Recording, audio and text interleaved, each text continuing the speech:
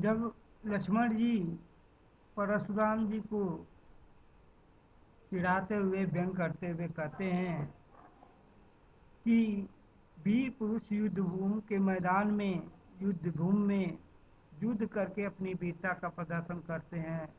वे अपना गुणगान करते हुए स्वयं को महिमा मंडित नहीं करते हैं, स्वयं की बड़ाई नहीं करते हैं। रण क्षेत्र में शत्रु के सामने पाकर भी अपने यश बल और प्रताप की डींगे हाँकने का काम तो कायर पुरुष करते हैं। आगे लक्ष्मण जी इसके आगे भी कहते हैं कि तुम तो काल हाँक जनु लावा, बार बार मोहि लाग बुलावा। सुनत लखन के बचन कठोरा, परस सुधार धरम कर घोरा। अब जन दे दोष मई लोगु, कटुबादी बालक बद योगु। बद योगी बाल बिलोक बहुत मैं बाचा। बाल बिलोक बहुत मैं बाचा, अब ये अरनिहार भाषाचा। कौशिक कहा सभी अपराधु, बाल दोष गुण गनहि साधु। कर कुठार में अपुरुन को ही, आगे अपराधी गुरुदोही। उतर देत छोड़े बिन मारे, केवल कौशिक सिंह तुम्हारे। न तो यही काट कुठार कठोरे, बुरही उरी न होते सब थोड़े। गाद सूत क हृदय हसी, मुनि हरिहरे सूझ। अय खान न मुख में, अजहु न बूझ। यहाँ पर लक्ष्मण जी कहते हैं कि जो वीर योद्धा होता है वह युद्ध के मैदान में युद्ध करके अपनी वीरता का प्रदर्शन करता है, अपना गुणगान स्वयं नहीं करता, अपने यश की बड़ाई नहीं करता। जो कायर होते हैं रण क्षेत्र में शत्रु के सामने पाकर के भी अपने यश बल और प्रताप की डींगे हाँकने का काम करते हैं। आगे कहूँ लख करें तुम तो काल हाँक जन लावा। कहे मुनि आप तो मानो मौत को जोर जोर से पुकार कर मेरे लिए बुला रहे हैं। कालू हाँक, हाँक माने बुलाना, मानो आप हमारे लिए मौत को बार बार बुला रहे हैं। बार बोल मोहि लागी बुलावा, मेरे लिए आप बुला रहे हैं। लक्ष्मण के ऐसे करें सुनत लखन के वचन कठोरा। लक्ष्मण के इस कठोर वचन को सुनकर के परशुराम जी परस सुधार धरे कर घोड़ा अपने हाथ में अपने फावड़े को करें कि परशुराम ने अपने भयंकर फरसा सीधा कर लिया, उसको सावधान कर दिया और हाथों में दृढ़ता से उसे पकड़ लिया। अब जन देव दोष नहीं लोगू, ऐ सभा में लोग स्वयंवर स्थल पर उपस्थित सभी लोगों से कहा, आए लोगों अब आप सब मुझे दोष मत देना। कटुवादी बालक वध जोगु, ऐसे कटु बोलने वाला प्रिय बातें करने वाला यह बालक सचमुच वध करने योग्य है। बाल बिलोक बहुत मैं बाचा।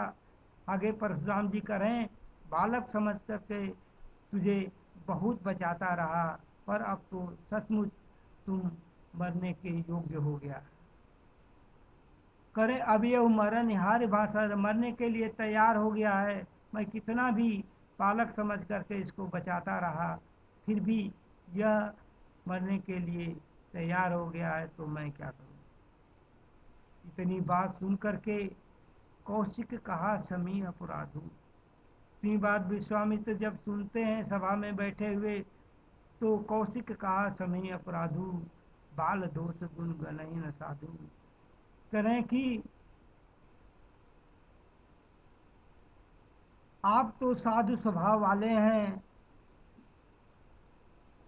विश्वामित्र जी कह रहे हैं परशुराम जी से, कौशिक कहा समय अपराधु, आप तो साधु स्वभाव वाले हैं, ऐसे लोग बच्चों के अपराधों की गणना नहीं करते हैं। आप इस लक्ष्मण को क्षमा कर दीजिए। खर कुठार में अपूर्ण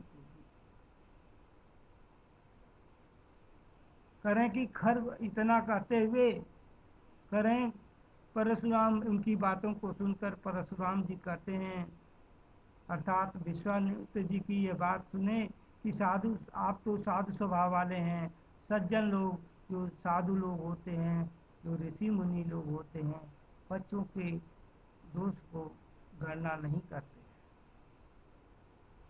खर कुठार तब यह बात सुन करके परशुराम जी कहते हैं, एक तो मेरा करें कि खर कुठार, एक तो मेरा यह फरसा अत्यंत कठोर तेज धार वाला है और मैं स्वभाव से अपूर्ण क्रोधी, मैं अत्यंत कठोर हृदय वाला हूँ, और दूसरा दयाहीन हूँ, क्रोधी स्वभाव वाला हूँ, आगे अपराधी गुरुद्रोही। मेरे स्वभाव को आप जानते ही हैं, आगे हमारे हमारे सामने गुरु का अपमान करने वाला खड़ा है तो जवाब पर जवाब दिए जा रहा है। हे कौशिक, हे विश्वामित्र, उत्तर देते छोड़े बिनु मारे, केवल कौशिक सिर तुम्हारे। उत्तर जवाब दिए जा रहा है, हे कौशिक, मैं इसे आपके विनम्र व्यवहार के कारण ही छोड़ रहा हूँ, अन्यथा इसे नत ते यही काट कुठार कठोर, इसी फावड़े से, कुल्हाड़े से मैं इसे काट देता और थोड़े ही गुरिन होता हूँ श्रम, थोड़े ही श्रम में गुरु ऋण से मैं ऋण हो जाता। उनकी ऐसी बातें, माने परशुराम जी की ऐसी बातें सुन करके विश्वामित्र ने मन ही मन में कहते हैं, गाज सुन कह हृदय हसी, मन ही मन हंसने लगते हैं, मुनि हरिहरे सुन। और हंसते हुए कहा, मुनि परशुराम को सावन के अंधे की भांति सब कुछ हरा ही हरा दिख रहा है, इन्हें यह अब तक नहीं पता चल पाया, अय मैं खाड़ न ऊख में अजो न बूझ अबूझ। आज तक भी उन्हें पता नहीं चला, जिसे वे खाड़ समझकर खा जाना चाह रहे हैं, आज वह मीठी खाड़ नहीं बल्कि लोहे से बना हुआ धारदार खाड़ा है। अर्थात ये बहुत ही, माने जिसको ये बालक समझ रहे हैं, अबोध बालक समझ रहे हैं, यह महान सूरवीर योद्धा है, यह परशुराम को अभी समझ में नहीं आ रहा है। यही सुन करके जो विश्वामित्र ही मन हंस रहे थे। कहूँ अब आगे इसके बाद का प्रसंग है, कहूँ लखन मुनि शील तुम्हारा, को नहीं जान विदित संसारा, माता पिता ही बुरी निभनी के, गुरु रहा सोच बड़ी के, दो जन हम रही माते काढ़ा, दिन चल गए आज बड़ बाढ़ा, अब जानी देव हरिया बोली, तुरत देव में थैली खोली, सुनि कटु बचन कुठार सुधारा, हाय हाय सब सभा पुका, रघुबर परसु देखावहु मोहि, प्रविचारी बचऊ निपदोहि, मिलन कबहु सुबदरन गाढ़े, तुझ देवता घरही के बाढ़े, अनुचित कही सब लोग पुकारे, अनुचित कही सब लोग पुकारे, रघुपति शयन ही लखन निवारे, लखन उतरे आभूत सरिस, भृगुबर कोप किसा, बढ़त देख जल सम बचन, बोले रघुकुल खान।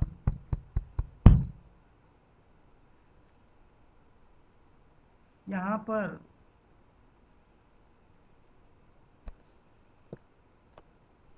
लक्ष्मण जी की माने इतनी बात माने मन ही मन विश्वामित्र सुने, कहूँ लखन मुनि शील तुम्हारा। इसके बाद क्रोधित होते हुए परशुराम को क्रोध भरी बातों को सुन करके, कहूँ लखन मुनि शील तुम्हारा, लक्ष्मण जी व्यंग भरी बातें वे कह रहे हैं। कहूँ लखन, लक्ष्मण जी कहते हैं मुनिशील, मैं आपके करें कि आपके स्वभाव की बातें करें कि परशुराम के मुंह से शील और विनय के शब्द सुन करके लक्ष्मण जी कहते हैं कि आपकी शील स्वभाव को कौन नहीं जानता, तथा सारा संसार जानता है। आप माता पिता के ऋण से बड़ी अच्छी तरह से उऋण हो गए हैं। माता पिता उऋण भरने के बहुत अच्छी, गुरु ऋण रहा सुबड़ जी के, अब केवल गुरु ऋण की ही चिंता आपको सता रही है। और सो जन्म हमारे ही माथे काढ़ा, और गुरु ऋण को जो उतारने के लिए करें कि यह गुरु ऋण को उतारने के लिए केवल आपको चिंता हो रही है, और इसको भी जल्दी आप उतार दीजिए। यह गुरु ऋण तो मानो हमारे सिर पर ही लिखा हुआ है, हमारे सिर पर ही आप फोड़ना चाह रहे हैं। और हाँ, गुरु के इस ऋण को अब बहुत दिन तक मैंने यह गुरु ने आपका बहुत समय तक बीत चुका है, इसलिए उसका ब्याज भी अब तक बहुत अधिक हो गया होगा।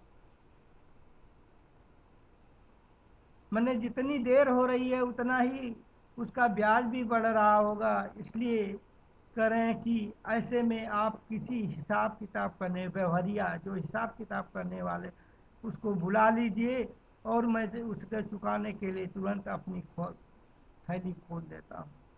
मैंने उसको देने के लिए मैं तैयार हूँ। सुनिकटु वचन को कुठार सुधारा। इतनी कड़वी वचन सुन करके, लक्ष्मण जी की कड़वी वचन सुन करके परशुराम जी क्रोधित हो गए। परशुराम का यह रूप देख करके करें कि कठोर वचन को सुन करके परशुराम जी अपना कुल्हाड़ा सुधार करके सीधा कर लिया, अपने फावड़े को सीधा कर लिया। यह देखकर सारी सभा माने लक्ष्मण को मारने के लिए ये तैयार हो गए। और बिगबर परस दिखा मोही विचारी, हाय हाय करें सुन कटु वचन कुठार सुधारा। हाय हाय सब पुकारा। जब लक्ष्मण को मारने के लिए वो तैयार हो जाते हैं, यह देख करके सारी सभा हाय हाय करने लगी। परशुराम का यह रूप देख करके फिर लक्ष्मण जी कहते हैं, भृगुवर परस दिखामो मोही, हे भृगु ऋषि के पुत्र श्रेष्ठ, आप मुझे मारने के लिए फरसा दिखा रहे हैं। लक्ष्मण जी व्यंग भरी हुई बातों से परशुराम जी करें कि हे भृगु ऋषि के पुत्र, हे मुनि श्रेष्ठ, आप मुझे मारने के लिए अपना फरसा दिखा रहे हैं। विप विचार बचो निर्दोषी, और मैं इनको ब्राह्मण जानकर युद्ध करने से बार बार बच रहा हूँ। आपको मैं ब्राह्मण समझ करके बार बार बचा रहा हूँ। आप क्षत्रिय दोही निप दोही राजाओं के आप शत्रु हैं, और आपको विप समझ करके मैं बार बार बचा रहा हूँ। मिले न कबहू सुबट रंग गाढ़े, और ऐसा लगता है कि राजाओं के शत्रु कहलाने वाले परशुराम को अब तक अच्छे योद्धा नहीं मिले। सुबट रण गाढ़े, युद्ध भूमि में कोई अच्छा योद्धा नहीं मिला है, कोई अच्छे योद्धा से पाला नहीं पड़ा है। यही कारण है करें विप करें द्विज देवता घर ही के बाणे, कारण है कि हे ब्राह्मण देवता, आप अपने घर में ही अपने वीरता के अभिमान से फूले न समा रहे हैं। बार बार अपनी वीरता का अभिमान लिए बात कर रहे हैं। अनुचित कहें सब लोग पुकारे। लक्ष्मण के ऐसे वचन सुन करके, ऐसे उत्तरों से परशुराम की क्रोध रूपी करें कि अभिमान समा रहे हैं। लक्ष्मण अनुचित कह कह सब लोग पुकारे। और इतना कहते हुए लक्ष्मण के ऐसे वचन सुनकर के पूरी सभा के लोगों ने कहा, हे लक्ष्मण, अब तुम बहुत अनुचित कर रहे हो। पूरी सभा के लोग कहने लगे कि यह स्वभाव अनुचित है। रघुपत सैन्य लखन निवारे, निवारे मना करना। सैन्य में इशारों से भगवान राम ने करें कि यह देख करके भगवान श्री राम ने आंखों को इशारे से लक्ष्मण को मना कर दिया।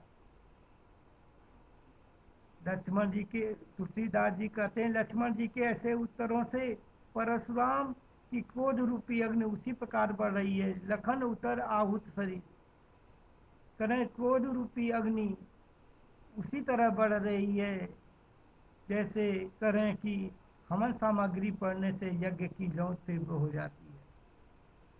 तो जैसे करें कि भृगुवर को कुषाण, कुषाण माने अग्नि, अग्नि की तरह करें कि भगवान जो परशुराम है उनकी जो क्रोध है वह अग्नि के समान है, और लक्ष्मण जी का उत्तर हवन सामग्री के समान है। जैसे ही यज्ञ में अग्नि में आहुति दी जाती है वैसे ही अग्नि बढ़ जाती है।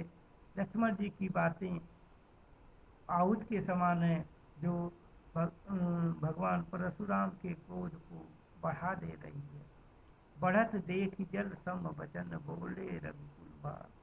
रघुकुल के भानु, रघुकुल के सूर्य भगवान राम माने इस बात को देखे कि अब लक्ष्मण जी की बातों से भगवान परशुराम का क्रोध बढ़ता जा रहा है, तब जल के समान शीतल, शीतल जल के समान वचन भगवान राम बोले, माने शीतल अपनी कोमल वाणी से भगवान राम ने परशुराम जी के क्रोध को शांत किया। यहाँ उपमा अलंकार है। लक्ष्मण जी के उत्तर को आहुत के समान किया गया, हवन सामग्री के समान, और भगवान परशुराम के क्रोध को अग्नि के समान कहा गया है। और भगवान राम की जो शीतल वाणी है, मधुर वाणी है, वह जल के समान है। तो जिस प्रकार अग्नि को शांत करने के लिए जल की आवश्यकता होती है, उसी तरह लक्ष्मण और परशुराम संवाद के समय में जब बातें हो रही थी, परशुराम जी का क्रोध बढ़ रहा था, लक्ष्मण जी की बातें उसे उस क्रोध को बढ़ा रही थी। ऐसे अवसर को देखते हुए, ऐसे माने परशुराम जी के क्रोध को बढ़ते हुए देख करके जो भगवान राम है वह शीतल वाणी में के द्वारा परशुराम जी के क्रोध को उन्होंने शांत